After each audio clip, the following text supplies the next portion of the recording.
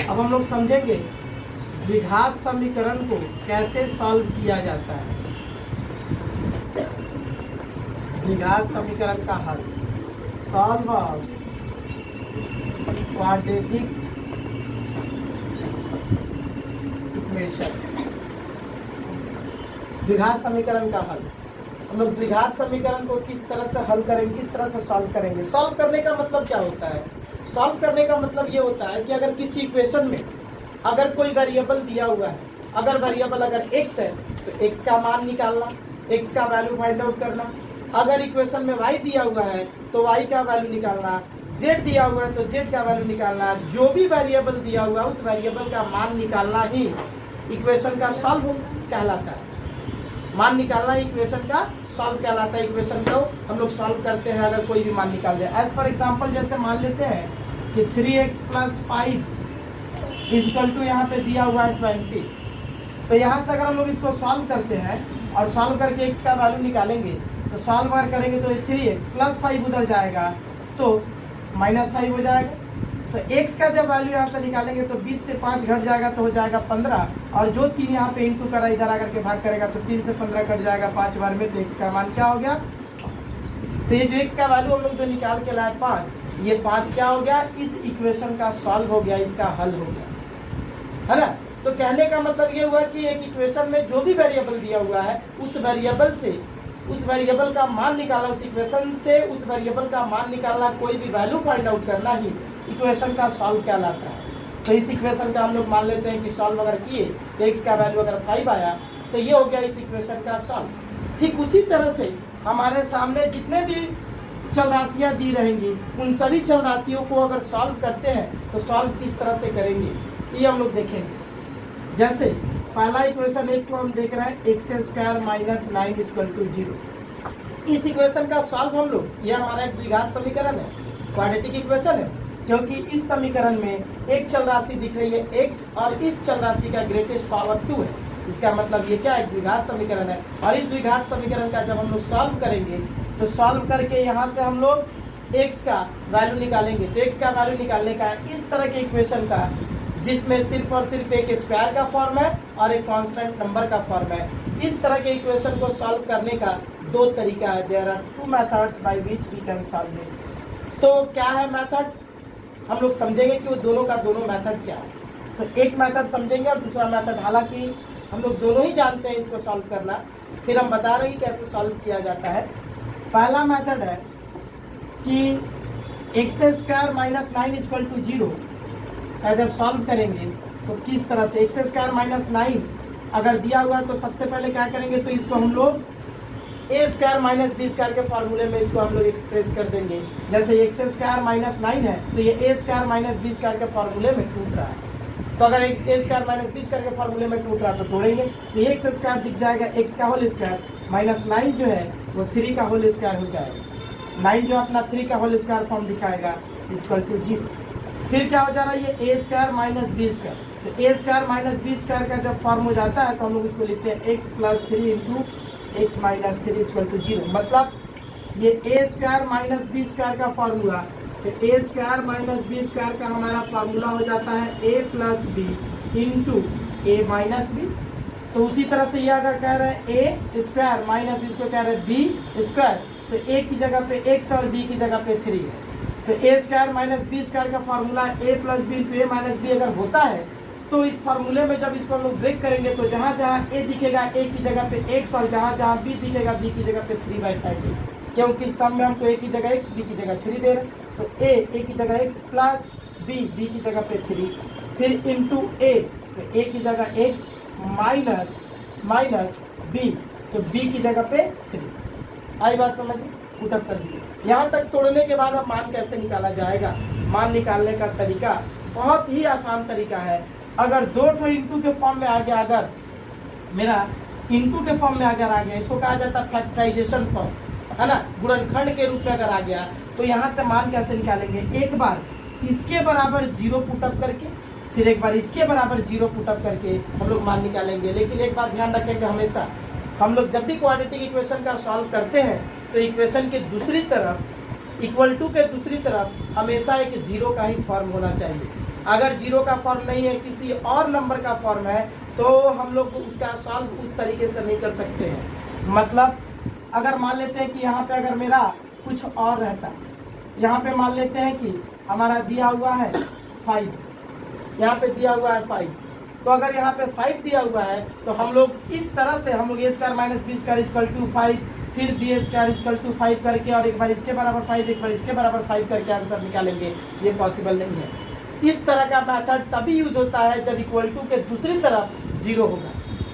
मतलब quadratic equation का solve जब हम लोग करेंगे तो इक्वल टू के दूसरी तरफ हमेशा ऑलवेज हम लोग जीरो का ही फॉर्म दिखाएंगे। क्या करेंगे? हमेशा जीरो का ही फॉर्म दिखाएंगे इक्वल टू के दूसरी तरफ। तो क्या हो जाएगा यहाँ पे, जब जीरो का फॉर्म जब मतलब फैक्टराइजेशन के फॉर्म में जब आ गया तो यहाँ से हम लोग यहाँ से हम लोग मान निकालेंगे किस तरह, एक बार इसके बराबर जीरो रख करके और एक बार इसके बराबर जीरो रख करके। तो लिखा जाता है इधर x plus 3 equal to zero और x minus 3 equal to zero. मतलब एक बार ये जीरो या ये जीरो। तो एक बार जब इसके बराबर जीरो रखेंगे तो x का मान निकलेगा +3, उधर जाएगा तो -3, और यहाँ से जब x का मान निकालेंगे तो -3 उधर जाएगा तो +3 हो जाएगा। तो कहने का मतलब यहाँ पे x का हमारा क्या ठो मान निकला?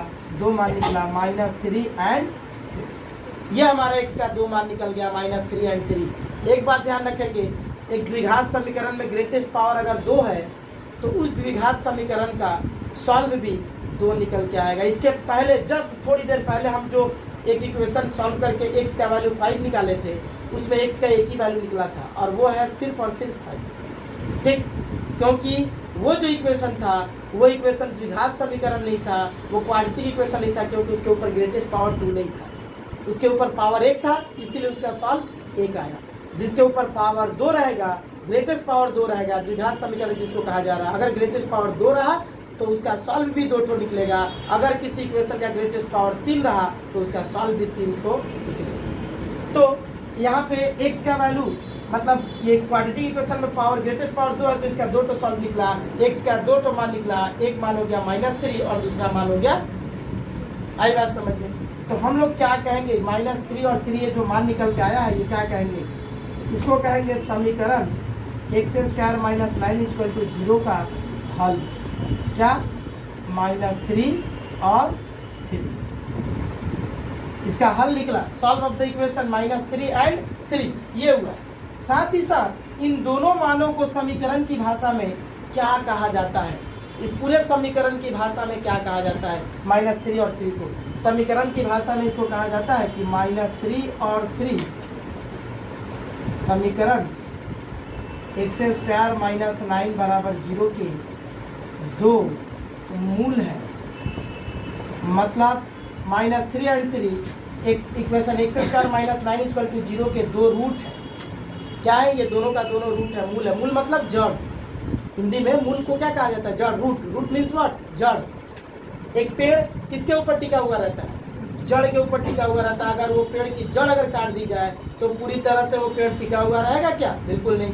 तो एक पेड़ अगर जड़ से टिका हुआ रहता है तो इसी तरह से ये इक्वेशन पूरी तरह से इन्हीं दोनों मानों पर टिका हुआ है, क्योंकि इसी 2 मान के कारण -3 और 3 के कारण ही -3 और 3 के कारण ही ये इक्वेशन पूरी तरह से अपने आप को सत्य दिखाएगा।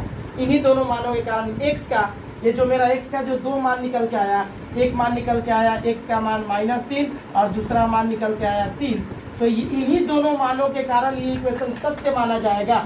x के बाकी किसी भी मान के लिए ये इक्वेशन सत्य नहीं माना जाएगा। मतलब ये इक्वेशन पूरी तरह से इन्हीं दोनों मानों के ऊपर निर्भर कर रहा है, इन्हीं दोनों मानों पर डिपेंड कर रहा है कि हाँ ये इक्वेशन अगर बना है तो x का मान -3 और 3 के लिए ये बना है। ये दोनों का दोनों, ये पूरी तरह से ये इक्वेशन इन्हीं दोनों मानों पर ये टिका हुआ है, इन्हीं दोनों मानों पर ये बना है। तो जाहिर सी बात है कि ये इक्वेशन अगर इन दोनों मानों पर अगर टिका है तो ये दोनों मान इस इक्वेशन का रूट कहलाएगा। एक जड़ अगर टिका हुआ है, एक पेड़ अगर टिका हुआ रहता है तो जड़ से टिका हुआ रहता है, तो पेड़ का सारा चीज, सारा का सारा मूल भाग उसका क्या कहलाता है? जड़ कहलाता है। उसी तरह से ये इक्वेशन इन दोनों मानों पर टिका हुआ है, तो इन दोनों मानों को कहा जाएगा इस इक्वेशन का मूल, इस इक्वेशन का रूट। कैसे? इन दोनों मानों पे टिका हुआ है, जरा देखा जाए। X square minus 9 equal to 0 में एक्स का मान हमारा पहले 3 आया, एक्स का मान एक 3 आया और एक -3 आया, तो हम लोग एक्स बराबर 3 इसी इक्वेशन में बैठा करके देखते हैं कि क्या आ रहा है, और -3 भी बैठा करके देखेंगे कि क्या हो रहा है। हम बताए थे इक्वेशन का सेटिस्फाई होना, इक्वेशन का सेटिस्फाई होने का मतलब ये होता है कि अगर हम लोग x का जो मान यहाँ पे दिख रहा है, अगर x के किसी मान को अगर इस समीकरण में अगर हम लोग बैठाते हैं और उस मान के बैठने से इक्वेशन सेटिस्फाई हो गया। सेटिस्फाई का मतलब ये हुआ कि सॉल्व होकर के बराबर के उस तरफ जो मान दिखा रहा, बराबर के इस तरफ भी अगर वही मान दिखा दे तो हम कहेंगे कि इक्वेशन पूरी तरह से सेटिस्फाई है, इक्वेशन संतुष्ट है। साथ ही साथ हम कहेंगे कि उसी मान के कारण वो इक्वेशन टिका हुआ है, उस इक्वेशन का असली मान वही है, वही उस इक्वेशन का मूल है, वही उस इक्वेशन का रूट है। आई बात समझ में? तो हम देखते हैं x की जगह पे 3 पुटअप कर रहे हैं, तो x की जगह पे अगर ये 3 पुटअप करेंगे तो क्या हो जाएगा, 3 का x की जगह 3 आ गया, उसका स्क्वायर -9 जैसा था इसी रहा इक्वल टू 0, तो 3 का स्क्वायर हो जाएगा 9 -9 इक्वल टू 0, और 9 और 9 माइनस हो क्या हो गया 0 इक्वल टू 0। उस तरफ क्या था 0 था इक्वेशन का, तो इस तरफ भी सॉल्व होकर के क्या आ गया 0 आ गया। तो उस तरफ बराबर के उस तरफ 0 था, तो हम जब x का वैल्यू जब 3 पुटअप किए तो सॉल्व होकर के ये इक्वेशन का भी मान इस तरफ 0 दिखाया, तो हम कहेंगे कि इक्वेशन क्या है, तो सेटिस्फाई है, ये इक्वेशन पूरी तरह से संतुष्ट है अपने से। इसका मतलब हम कह सकते हैं कि x बराबर जो 3 है, ये x बराबर 3 इसी इक्वेशन का एक मान है, इसी इक्वेशन का क्या है, एक मूल है। तो किसी भी इक्वेशन को जब हम लोग सॉल्व करते हैं और सॉल्व करके x का मान किसी भी जो भी वेरिएबल उसमें दिखेगा, उस वेरिएबल का अगर मान हम लोग निकालते हैं तो जो भी मान निकल के आता है वही मान उस इक्वेशन का मूल कहलाता है, रूट कहलाता है। आई बात समझ में? जब भी किसी इक्वेशन को सॉल्व करेंगे तो उस इक्वेशन का जो भी मान निकल के आएगा उसी मान को हम लोग क्या कहेंगे, इक्वेशन का मूल कहते हैं, रूट कहते हैं। मूल क्यों कहते हैं बता दिए, क्योंकि उसी मान पर वो पूरी तरह से इक्वेशन संतुष्ट हो रहा है, उसी मान पर वो सेटिस्फाइड हो रहा है, उसी मान के कारण वो पूरी तरह से एक इक्वेशन बन रहा है और किसी दूसरे मान के कारण नहीं होगा। जैसे फिर से हम यहाँ पे देख रहे हैं एक्स स्क्वायर -9 इक्वल टू 0 में x बराबर -3 दिया है, देख रहे हैं -3 x की जगह बैठाने पर क्या होगा, तो x की जगह -3 बैठ रहा है, उसके ऊपर स्क्वायर -9 इक्वल टू 0, तो -3 का स्क्वायर निकालना है, तो माइनस का स्क्वायर क्या हो जाएगा प्लस, माइनस का स्क्वायर हो जाएगा प्लस, और 3 का स्क्वायर 9, माइनस का स्क्वायर हो जाएगा प्लस, क्योंकि माइनस 2 बार इंटू करेगा तो माइनस माइनस हो जाएगा प्लस, और 3 का स्क्वायर 9, फिर ये -9 इक्वल टू 0, तो 9 और 9 हट के क्या हो जाएगा 0, तो फिर से इक्वेशन सेटिस्फाइड हुआ। x का मान 3 बैठाने से भी इक्वेशन सेटिस्फाइड होगा, बराबर के उस तरफ 0 था तो इस तरफ भी 0 आया। x का मान -3 बैठाने से भी इक्वेशन सेटिस्फाइड हुआ, बराबर के उस तरफ 0 था तो इस तरफ भी ये सॉल्व होकर के 0 आया, है ना। अब जरा देखते हैं कि इसी इक्वेशन में 3 और -3 के अलावा कोई दूसरा मान बैठा के देखते हैं कि जैसे ये सेटिस्फाइड हो रहा है, बराबर के उस तरफ 0 है तो इस तरफ भी सॉल्व करके 0 आया, तो x का कोई दूसरा मान लेने से 0 आ रहा है कि नहीं आ रहा है। देखते हैं x स्क्वायर -9 इक्वल टू 0, यहाँ पे x बराबर हम 2 बैठा करके देख रहे हैं, कोई भी मान बैठा के देख रहे हैं, 3 और -3 को छोड़ करके बाकी कोई भी मान को हम यहाँ पे बैठाने के देखना चाहते हैं, तो 2 बैठा रहे, तो x की जगह पे 2 बैठा है, तो 2 का स्क्वायर -9 इक्वल टू 0, तो 2 का स्क्वायर क्या हो जाएगा 4, -9 इक्वल टू 0, और 9 और 4 घट के हो जाएगा -5 इक्वल टू 0। ये इक्वेशन सेटिस्फाइड हुआ नहीं।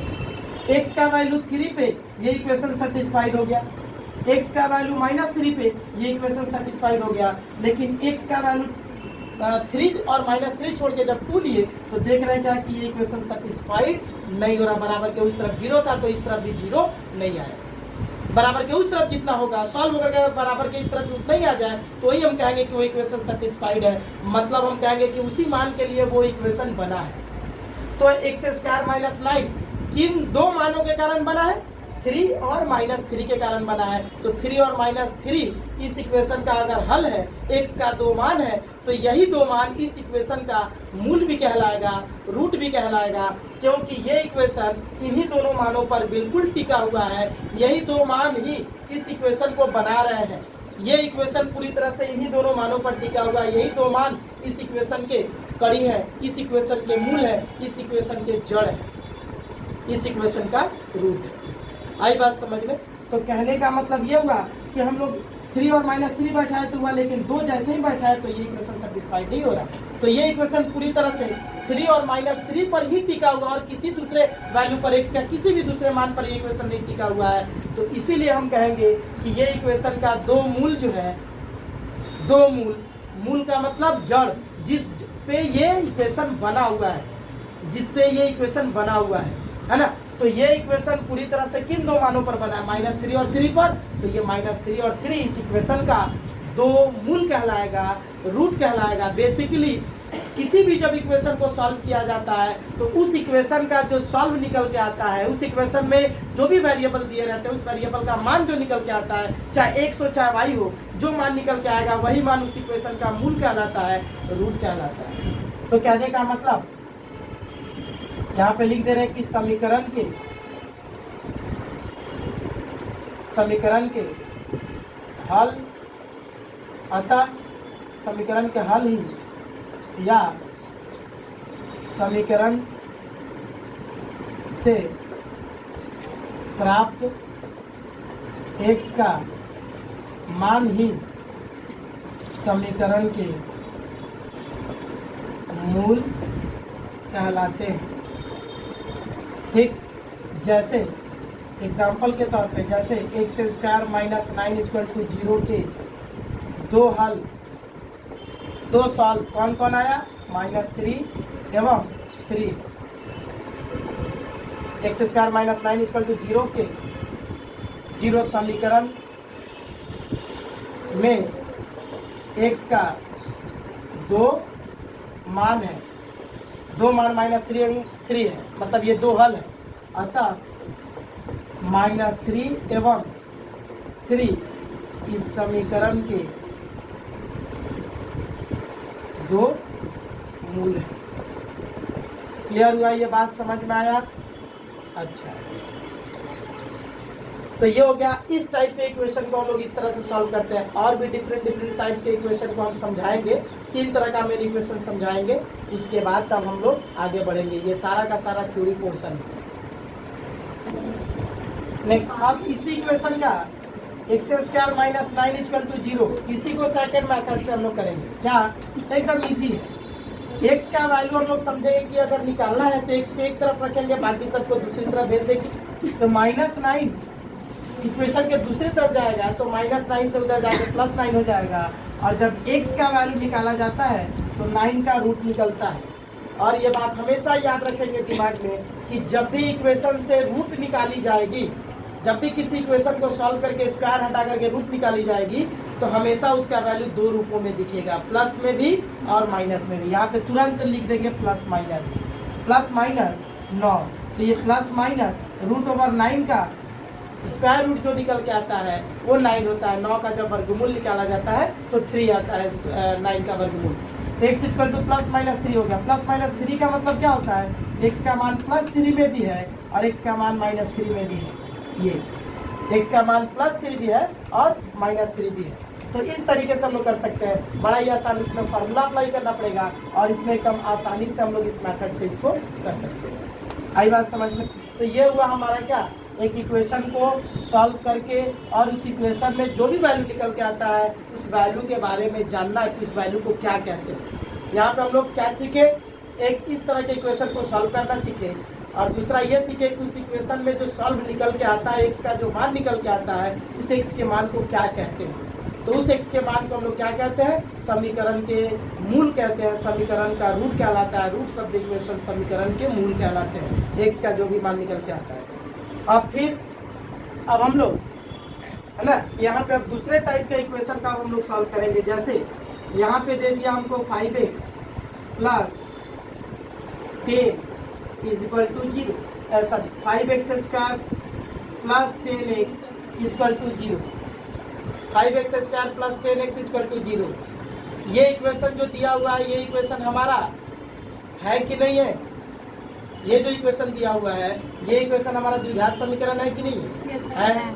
इसलिए क्योंकि यहाँ पे जो द्विघात समीकरण में जो वेरिएबल दिख रहा है x और x स्क्वायर, तो इसमें x का जो वेरिएबल फॉर्म है इसका ग्रेटेस्ट पावर 2 है, तो ये हो गया हमारा द्विघात समीकरण। अब इसका सॉल्व कैसे किया जाएगा?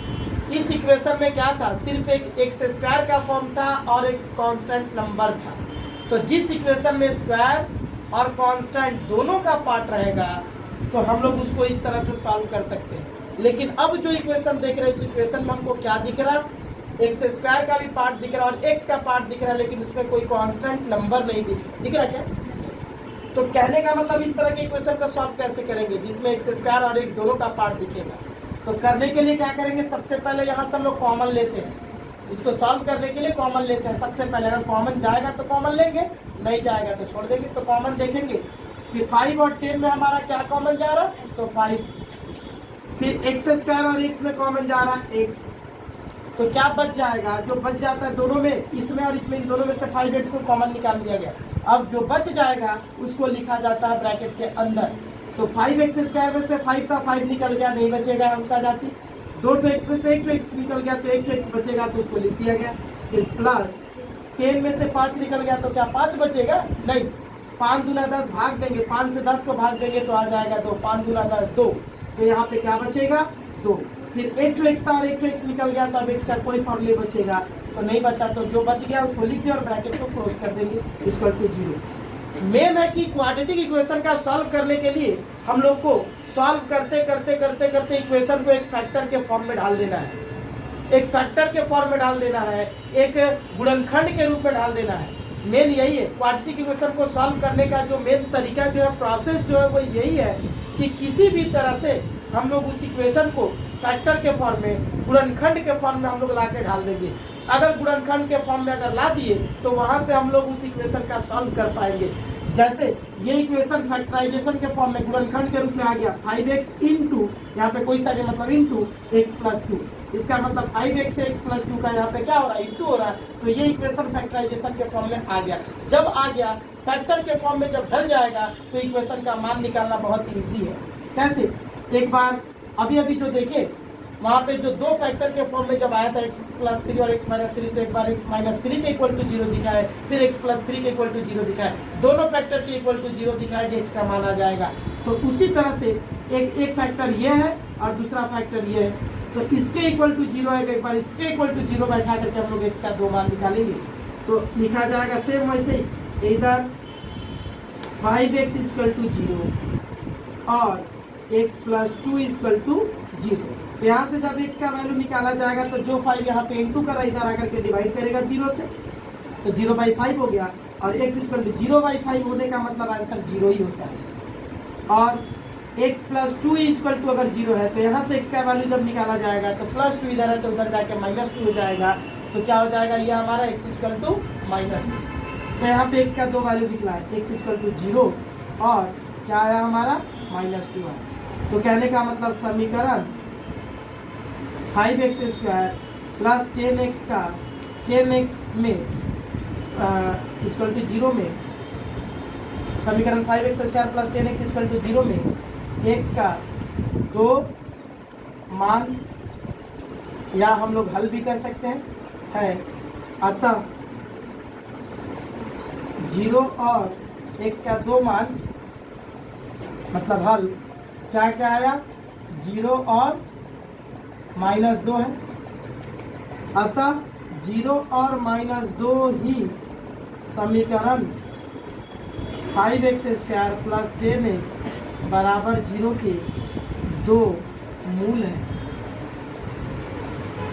यही 2 मूल है इस समीकरण के। आई बात समझ में, मतलब ये समीकरण पूरी तरह से इन्हीं 2 मानों पे टिका हुआ है। इन्हीं 2 मानों के कारण ये इक्वेशन सेटिस्फाई होगा और किसी भी मान के कारण ये इक्वेशन सेटिस्फाई नहीं होगा। x का वैल्यू 0 पुटअप करेंगे तो सेटिस्फाई हो जाएगा, x का वैल्यू -2 पुटअप कर देंगे पूरे इक्वेशन में x की जगह तो सेटिस्फाई हो जाएगा।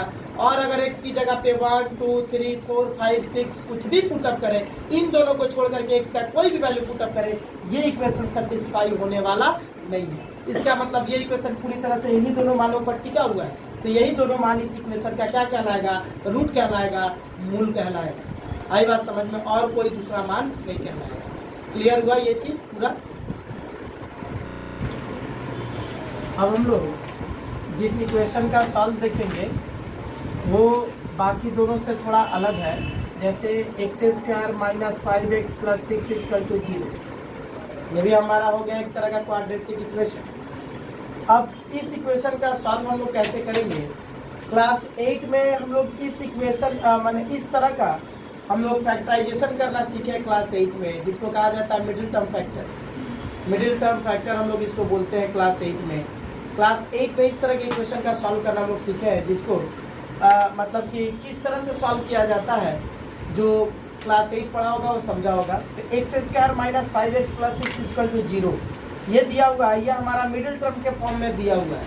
इसके पहले वाला इक्वेशन में सिर्फ और सिर्फ x² का फॉर्म था, आराम से हम लोग वैल्यू निकाल लिए। सेकंड वाला जो इक्वेशन था उसमें x² और x दोनों का फॉर्म था, लेकिन कोई कांस्टेंट नंबर का फॉर्म नहीं था, तो भी इजीली सॉल्व कर लिए। लेकिन अब जो इक्वेशन हमको दिया हुआ है, इस इक्वेशन में स्क्वायर का फॉर्म, x का फॉर्म और एक कांस्टेंट नंबर का फॉर्म, मतलब कंप्लीटली एक क्वाड्रेटिक इक्वेशन का फॉर्म यहाँ पे हमको दिया हुआ है। इस इक्वेशन को कैसे सॉल्व करेंगे? तो जब भी इस तरह का इक्वेशन आ जाए, ये देख के ही लग रहा है कि मिडिल टर्म के फॉर्म में ये है। मिडिल टर्म जो हम लोग क्लास 8 में सीखे होंगे, मिडिल टर्म के फॉर्म में ये इक्वेशन दिया हुआ है। तो क्या करेंगे? सबसे पहले इसका मिडिल टर्म निकालेंगे। सबसे पहले इसका मिडिल टर्म निकालेंगे और मिडिल टर्म निकालने के बाद हम लोग इसका सॉल्व करेंगे। तो मिडिल टर्म कैसे निकाला जाता है बहुत जन को पता होगा और कुछ एक जन को पता ही नहीं होगा इस क्लास में। तो कैसे मिडिल टर्म निकाला जाता है, हम इसी इक्वेशन को लेकर के हम मिडिल टर्म निकालना सिखा रहे हैं कि कैसे निकाला जाता है। जैसे x² minus 5x plus 6 equal to 0 है, तो इसका मिडिल टर्म निकालने के लिए सबसे पहले देखी जाती है कि लास्ट वाला संख्या के पास क्या चीज़ का साइन है। तो लास्ट वाले संख्या को हम लोग देखें तो 6 है और लास्ट वाले संख्या का साइन हमारा प्लस है। तो अगर लास्ट वाले संख्या का साइन अगर प्लस है तो बीच वाली जो संख्या हमको दिख रही है उस बीच वाली संख्या को हमको प्लस करके लाना पड़ेगा। मतलब बीच में संख्या हमको क्या दिख रहा है? 5, इसका मतलब हमको 5 प्लस करके लाना पड़ेगा। किस तरह प्लस करके लाना पड़ेगा ये हम समझाएंगे। लास्ट वाले संख्या का साइन अगर प्लस है तो बीच वाले संख्या को प्लस करके लाएंगे, और लास्ट वाले संख्या का साइन अगर माइनस है तो बीच वाले संख्या को माइनस करके लाएंगे, घटा के लाएंगे। किस तरह से प्लस करके और किस तरह से घटा करके लाएंगे ये हम लोग समझेंगे। तो सबसे पहला हमारा फोकस यही रहेगा कि लास्ट वाले संख्या का साइन क्या है। तो लास्ट वाले संख्या का साइन क्या है? प्लस, है ना। तो लास्ट वाले संख्या के बस साइन को हम लोग देखते हैं कि लास्ट वाले संख्या का साइन क्या है। अगर लास्ट वाले संख्या का साइन अगर प्लस है तो बीच वाली संख्या को 5 को प्लस करके लाया जाएगा, और अगर लास्ट वाले संख्या के पास माइनस है तो बीच वाली संख्या को माइनस करके लाया जाएगा, है ना। तो प्लस करके लाना या माइनस करके लाने का मतलब क्या हुआ? प्लस करके लाने का मतलब ये हुआ कि हम लोग दो ऐसे संख्याओं को प्लस के फॉर्म में लिखेंगे ताकि जुट करके 5 आ जाए, और दो ऐसे संख्याओं को मतलब माइनस के रूप में रखेंगे ताकि माइनस करके आ जाए, अगर यहाँ पे माइनस का साइन होगा तो, है ना।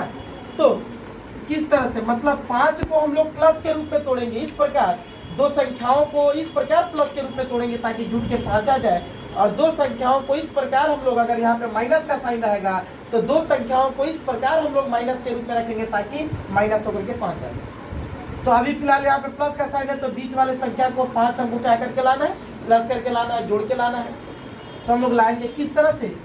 तो सबसे पहले ये लास्ट वाला जो नंबर दिख रहा है कांस्टेंट नंबर, और ये लास्ट में, और उसके बाद x² का जो कोएफिशिएंट यहाँ पे दिखता है, कोई x² के सामने का गुणांक जो दिखता है, इन दोनों अंकों को पहले एक दूसरे से गुणा करते हैं। तो यहाँ पे अंक है 6 और यहाँ पे सामने के में गुणांक कुछ नहीं है, मतलब 1 है।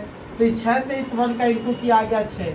अब इसी 6 का गुणनखंड इस तरह निकालेंगे ताकि फैक्टर इस तरह से निकालेंगे ताकि जुट करके 5 आ जाए और गुणा किया जाए तो 6 आ जाए। मतलब दोनों पॉसिबिलिटी देखी जाएगी कि गुणा करके कितना आना चाहिए और जुट करके या घट करके बीच में कितना लाना है, बीच में वाले को जोड़ करके या घटा करके कितना लाना है ये देखना पड़ेगा, और उसको जोड़ के या घटा के लाने के लिए गुणा करके कितना लाना होगा ये भी देखना होगा। ये दोनों चीज़ देखना होगा। सबसे पहले जोड़ के या घटा के बीच में कितना लाना है ये, और उसको लाने के लिए गुणा करके कितना आना चाहिए ये भी देखना होगा। तो गुणा करके, जोड़ करके हमको लाना है 5, और गुणा, और इस 5 को लाने के लिए गुणा करके कितना लाना होगा तो 6।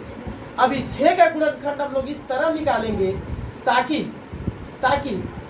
इस तरह से हम लोग गुणनखंड निकालेंगे दो संख्याओं का, ताकि उन दोनों संख्याओं को एक दूसरे से जोड़ेंगे तो 5 आ जाए, और एक दूसरे से गुणा कर दे तो 6 आ जाए। तो क्या करेंगे यहाँ पे 2 से हम लोग निकालेंगे सबसे पहले इसका गुणनखंड, 2 तिया 6, 2 तिया 6।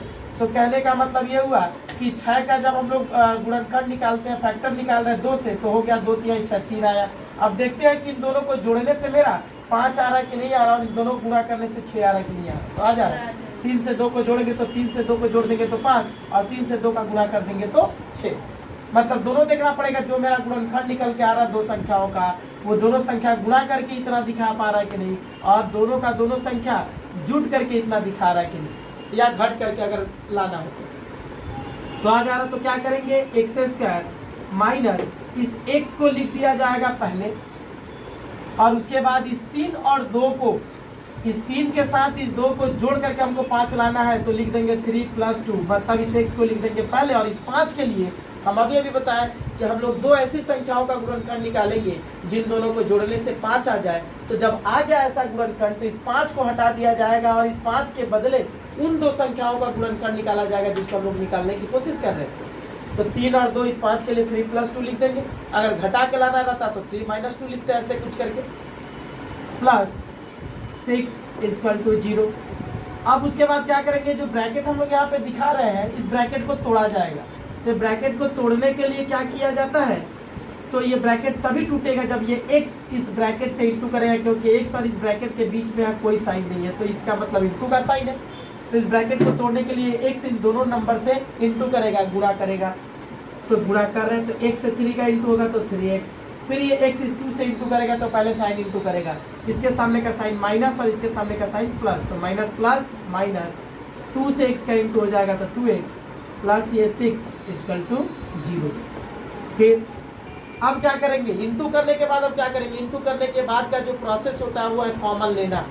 जैसे इन दोनों में अलग कॉमन और इन दोनों में अलग कॉमन, तो इन दोनों में जब कॉमन लिया जाता है तो कॉमन लेने का तरीका क्या होता है, हम लोग अगर वेरिएबल में कॉमन लेते हैं, मतलब चल राशि में अगर XYZ के फॉर्म में अगर कॉमन लेंगे, तो उसमें कॉमन लेने का तरीका ये है कि उसमें जो सबसे छोटा होता है वही कॉमन जाएगा।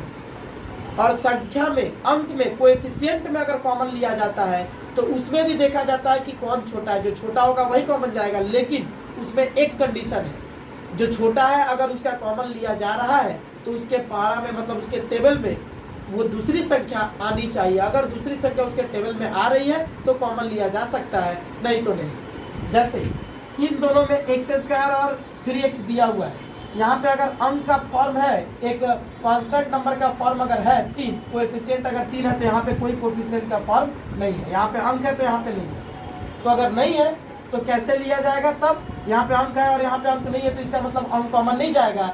कॉमन क्या जाएगा, तो सिर्फ x, क्योंकि दोनों में दिख रहा है x दोनों में दिख रहा है, दोनों में से x दिख रहा है तो कॉमन लेंगे। तो दोनों में क्या कॉमन जाएगा, तो अब ये सोचा जाएगा कि क्या कॉमन जाएगा। तो यहाँ पे x का 2 पार्ट है और यहाँ पे x का 1 पार्ट है, यहाँ पे 2 x और यहाँ पे 1 x है, तो दोनों में छोटा कौन हुआ, ये वाला x, 1 x। तो दोनों में छोटा अगर 1 x है तो छोटे वाले को कॉमन लिया जाएगा। x² और x में छोटा x है तो x कॉमन निकला। तो यहाँ पे 2 x में से मान लेते हैं कि 1 x कॉमन निकल गया तो 1 x बचा। कॉमन लेने के बाद जो बच जाता है उसको अलग ब्रैकेट में बैठाई जाती है। तो इन दोनों में जो कॉमन लिया x ले लिए, अब उसके बाद ब्रैकेट स्टार्ट किए, जो बचा उसको ब्रैकेट में लिखने के लिए। तो 2 x में से 1 x निकल गया तो 1 x बचा, फिर ये माइनस बचेगा। उसके बाद ये 3x में से x था तो x निकल गया, तो x निकल गया तब x नहीं बचेगा, बचेगा सिर्फ और सिर्फ 3 बचेगा। इसमें से जो बचना था बच गया, अब कुछ नहीं बच रहा है तो क्या करेंगे, ब्रैकेट को क्लोज कर देंगे, ब्रैकेट बंद कर देंगे, क्योंकि जो कॉमन लेना था ले करके जो बच गया उसको लिख दिए, अब ब्रैकेट बंद कर दिए। इन दोनों में कॉमन लेने का काम मेरा खत्म हो गया और लिख दिए। अब आएंगे इन दोनों में, तो जब इन दोनों में जब कॉमन लिया जाएगा तो कैसे कॉमन लिया जाएगा, तो यहाँ पे x का फॉर्म है तो यहाँ पे x का कोई फॉर्म नहीं है, इसका मतलब x दोनों में मिलना चाहिए। अगर कॉमन लिया जा रहा है तो दोनों में x का फॉर्म होना चाहिए, दोनों में वो संख्या होनी चाहिए, वो नंबर होना चाहिए दोनों में, तो ही कॉमन लिया जाएगा।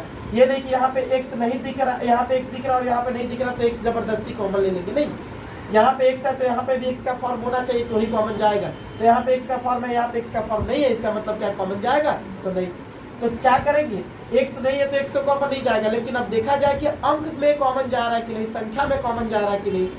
तो देख रहे हैं क्या कि यहाँ पे संख्या 2 है और यहाँ पे संख्या 6 है, तो 2 और 6 में छोटा है 2, तो 2 कॉमन जाना चाहिए, लेकिन तभी जाएगा 2 कॉमन जब 2 के टेबल में 2 के पारा में 6 आ जाए या फिर 2 से भाग देने पे 6 पूरी तरह से भाग चला जाए, पूरी तरह से कट जाए, तो ये मेरा कॉमन जा सकता है। तो 2 से अगर 2 और 6 में कॉमन छोटा है 2, तो 2 कॉमन जब निकालेंगे तो 2 के पारा में 6 आता है, 2 के टेबल में 6 आता है, 2 से अगर भाग दे दिया जाए तो 6 पूरी तरह से भाग चला जाएगा। अगर यही रहता 9 तो 2 से ये भाग जाता क्या 9 कम्प्लीटली नहीं, तो इसका मतलब 2 कॉमन नहीं जाता। यहाँ पे 6 है तो भाग हमारा 2 और 6 में छोटा है 2, और 2 हमारा कॉमन निकल सकता है क्योंकि 2 से भाग देने पे 6 कट जाएगा पूरी तरह से, तो कॉमन 2 निकल जाएगा। यहाँ पे माइनस है तो माइनस लिखा जाएगा, और तब इन दोनों में कॉमन जा रहा है 2 तो 2 लिख दिए। ये लिखने का मतलब ये हुआ कि इन दोनों में हम -2 को कॉमन दिए हैं, इन दोनों में किसको -2 को कॉमन लिया गया है, सिर्फ 2 नहीं माइनस के साथ कॉमन लिया गया -2।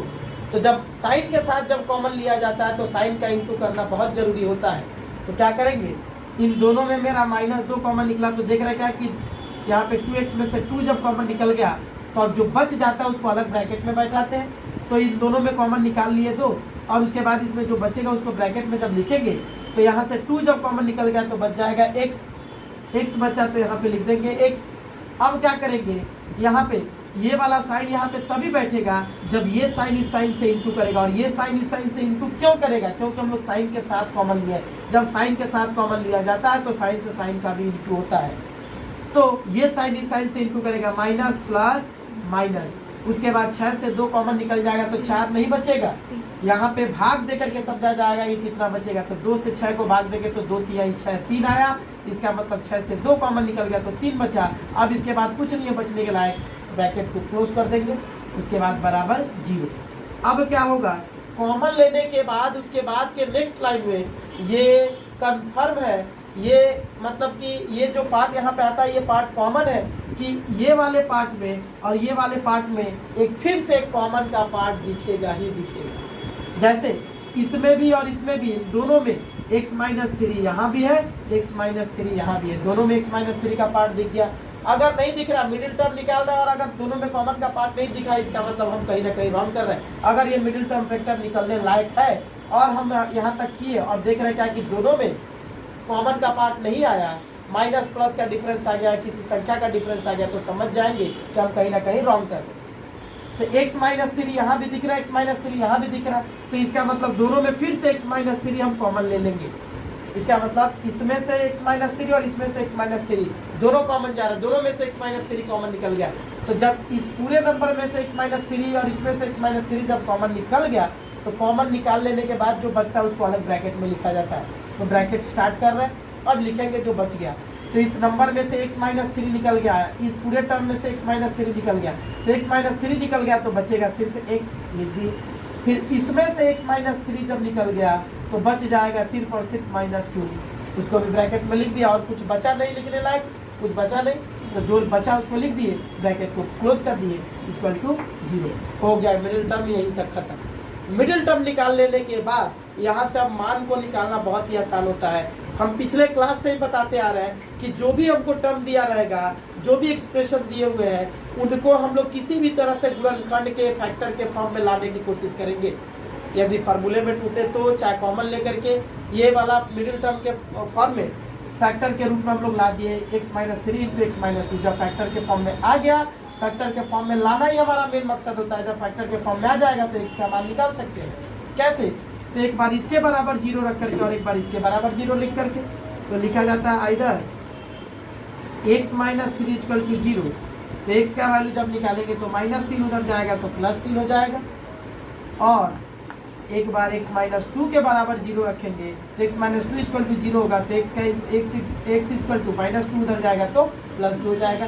इसका मतलब इस इक्वेशन के लिए x² - 5x + 6 इक्वल टू 0 के यहाँ पे x का 2 मान निकल के आया ना, मेरा x का 2 मान निकल के आया 3 और 2। इसका मतलब x² - 5x + 6 इक्वल टू 0। समीकरण के दो हल मतलब x का मान क्या निकल के आया, 3 एवं 2 है। अतः हम बताए भी थे पिछले क्लास में ही कि हम लोग जब किसी भी इक्वेशन को सॉल्व करते हैं और उस इक्वेशन में जो वेरिएबल दिया रहता है उस वेरिएबल का जब मान निकालते हैं, चाहे x का मान हो या y का मान हो, जो भी वेरिएबल दिया रहता है उसका मान अगर निकालते हैं तो वो मान उस समीकरण का मूल कहलाता है, रूट कहलाता है, क्योंकि उसी मान के ऊपर वो पूरी तरह से वो इक्वेशन टिका हुआ है। उसी मान पे वो इक्वेशन सेटिस्फाई होगा और किसी दूसरे मान पे नहीं। मतलब यही दो मान इस इक्वेशन का मूल कहलाएगा, मतलब जड़ कहलाएगा, क्योंकि इसका जड़ इसलिए इसको कहा जा रहा है क्योंकि इसी पे ये इक्वेशन टिका हुआ है। ये इक्वेशन अगर सेटिस्फाई होगा तो इसी मान पे सेटिस्फाई होगा। तो 3m2 है, अतः 3 एवं 2 समीकरण x² minus 5x plus 6 equal to 0 के दो मूल है। ये दोनों का दोनों मान इस इक्वेशन का दो मूल कहलाएगा, है ना। तथा एवं यह समीकरण इन्हीं दोनों मानों के लिए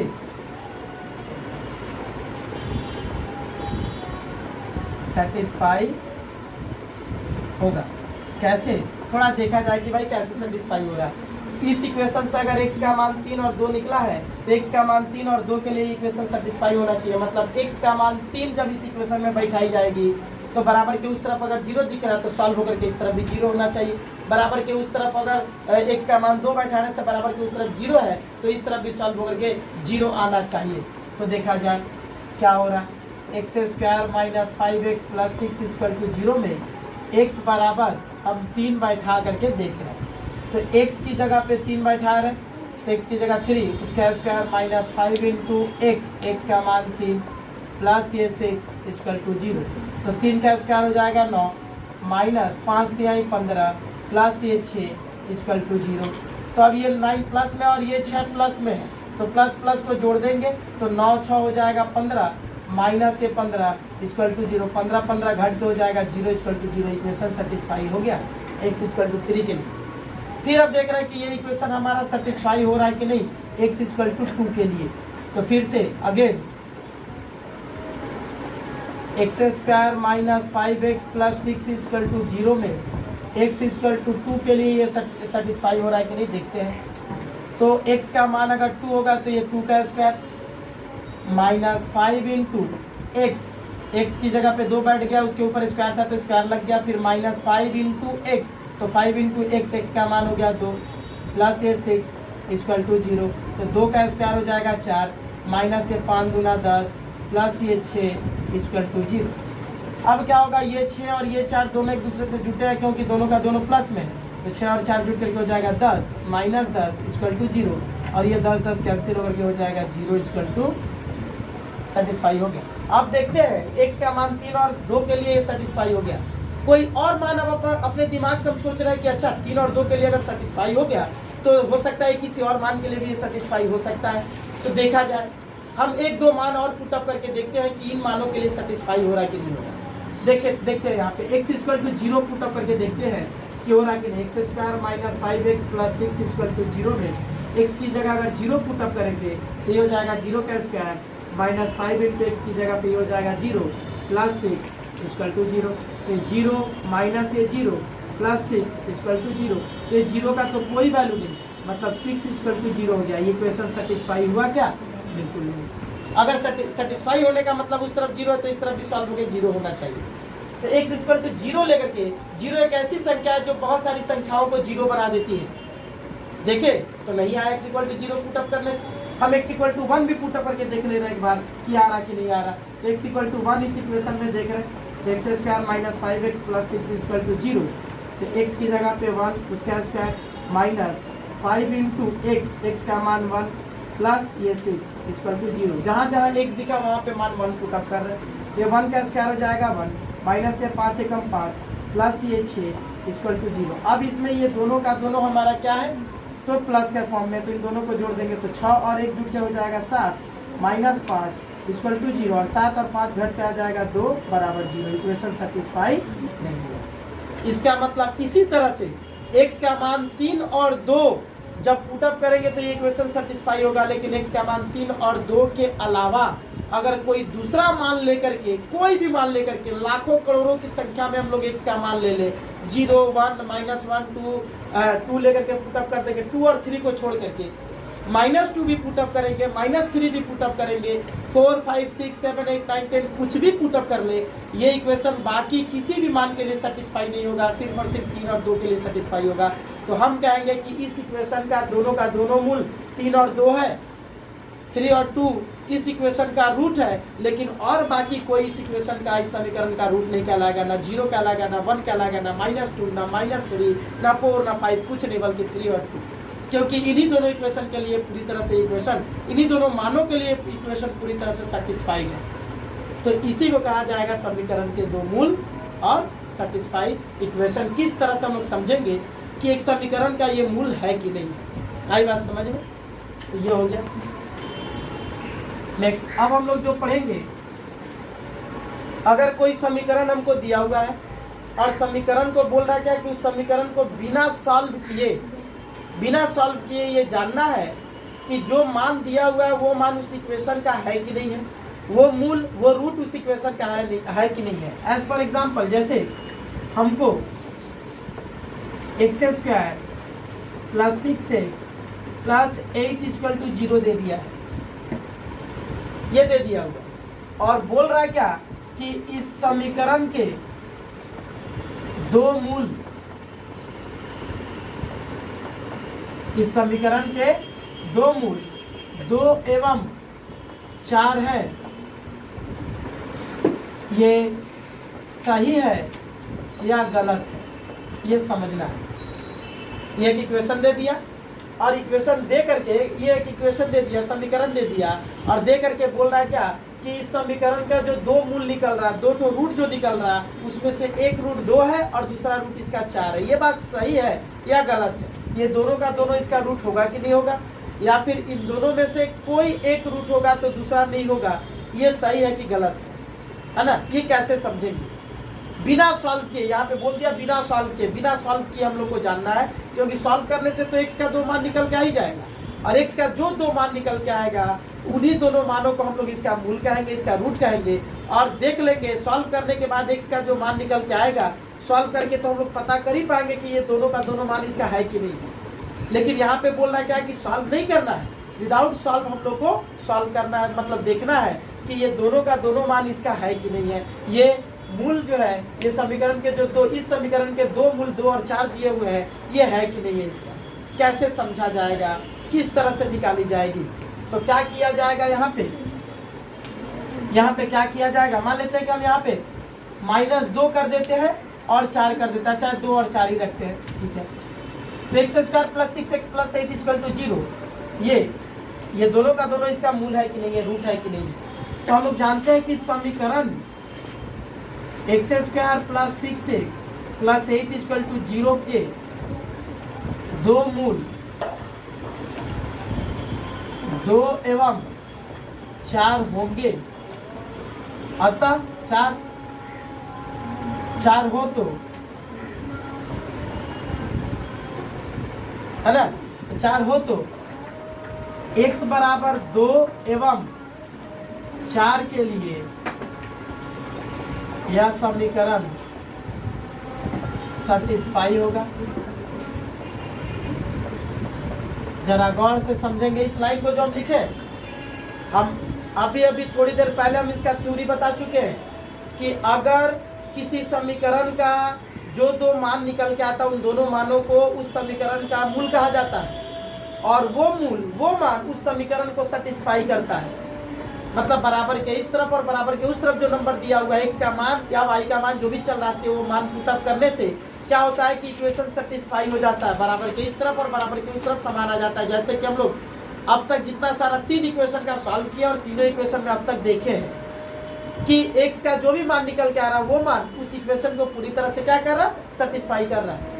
लेकिन उस मान के अलावा कोई दूसरा मान अगर पुटअप किया जा रहा, तो वो मान उस इक्वेशन को सेटिस्फाई नहीं कर पा रहे। तो अगर ये मान समीकरण के दो मूल दिए हुए 2 और 4, तो मूल का मतलब क्या होता है? मूल का मतलब हम बताए थे, उस समीकरण में जो दिख रहा है चल राशि, उस चल राशि के मान को ही मूल कहा जाता है। तो इस समीकरण में हमको कौन सी चल राशि दिख रही है? x। तो इसका मतलब इस समीकरण के दो मूल, दो रूट दिया हुआ है 2 और 4, इसका मतलब ये हुआ कि इस समीकरण में जो चल राशि दिख रही है, जो वेरिएबल दिख रहा है x, उस x का मान है। तो हम यहाँ पे लिखे है कि अगर इस समीकरण का दो मूल अगर 2 और 4 होगा, तो ये मूल ही इस समीकरण में जो चल राशि दिख रही है, जो वेरिएबल दिख रहा है x, उस x का मान है। और अगर ये x का मान है, ये दोनों का दोनों, तो ये दोनों का दोनों मान के लिए ये इक्वेशन क्या होगा? हमारा सेटिस्फाई होगा। अगर ये है तो, और नहीं है तो सेटिस्फाई नहीं होगा। अगर होगा तो सेटिस्फाई करेगा, और अगर नहीं है तो सेटिस्फाई नहीं करेगा। तो देखा जाए कि 2 और 4 के लिए इक्वेशन सेटिस्फाई हो रहा है कि नहीं हो रहा है। तो x का मान यहाँ पे x² plus 6x plus 8 equal to 0 में देख रहे हैं। x बराबर 2 पुटअप करके यहाँ पे, तो x की जगह पे 2 पुटअप करेंगे तो x की जगह पे 2 आ गया, उसके ऊपर स्क्वायर प्लस 6 इंटू x की जगह पे 2 प्लस ये 8 बराबर 0। तो ये हो जाएगा 2 का स्क्वायर 4 प्लस 6 दूना 12 प्लस ये 8 इक्वल टू 0।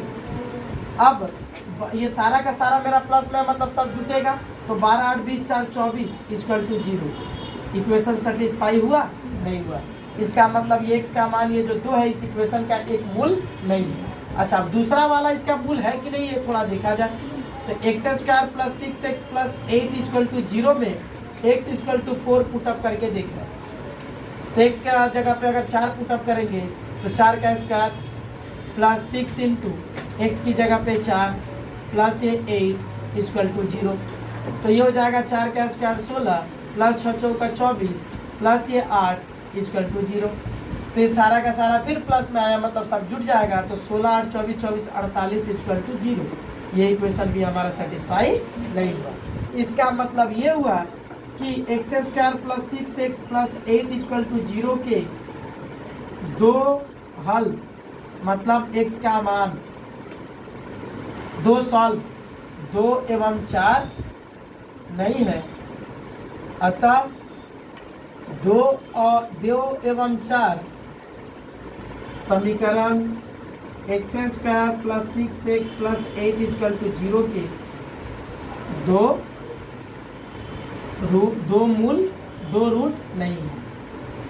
तो क्या मान निकाल करके समझे? नहीं, मान निकाल करके समझे, इस इक्वेशन को सॉल्व किए नहीं, सॉल्व नहीं किए, बिना सॉल्व किए, बिना x का मान निकाले हम समझे हैं कि ये इक्वेशन का मूल हो सकता है कि नहीं। तो नहीं हो रहा। क्यों नहीं हो रहा? क्योंकि इक्वेशन को सेटिस्फाई नहीं कर रहा। अगर मान लेते कि इक्वेशन को सेटिस्फाई करता तो हम कहते हैं कि हाँ ये मूल है। जैसे मान लेते हैं कि इस इक्वेशन में एक मान -2 दिया और दूसरा 4 दिया है, तो 4 के लिए तो देख लेके नहीं आ रहा। लेकिन अगर इस इक्वेशन का एक मूल अगर -2 दे रहा है तो देखते हैं कि इस इक्वेशन के लिए सेटिस्फाई होगा कि नहीं होगा। तो x² plus 6x plus 8 equal to 0 में x की जगह पे हम -2 पुटअप करके देख रहे हैं। तो कहने का मतलब x की जगह आ जाएगा -2, उसका स्क्वायर प्लस 6 इंटू x का मान -2 प्लस ये 8 इक्वल टू 0।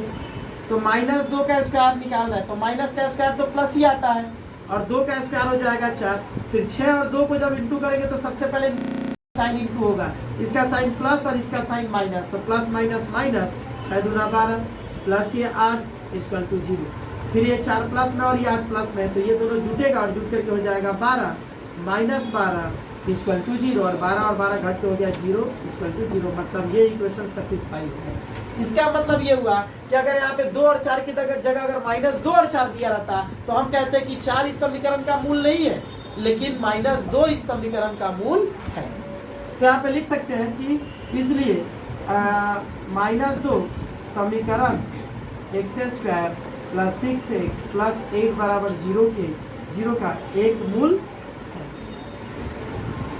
और किसी भी समीकरण को जब भी सॉल्व किया जाता है क्वाड्रेटिक इक्वेशन को, तो उसका 2 मूल निकल के हमेशा आएगा। ये नहीं कि एक ही मूल रहेगा उसका, नहीं, हमेशा 2 मूल निकल के आएगा, 2 रूट हमेशा निकल के आएगा, हमेशा 2 वैल्यू 2 मान निकल के आता है।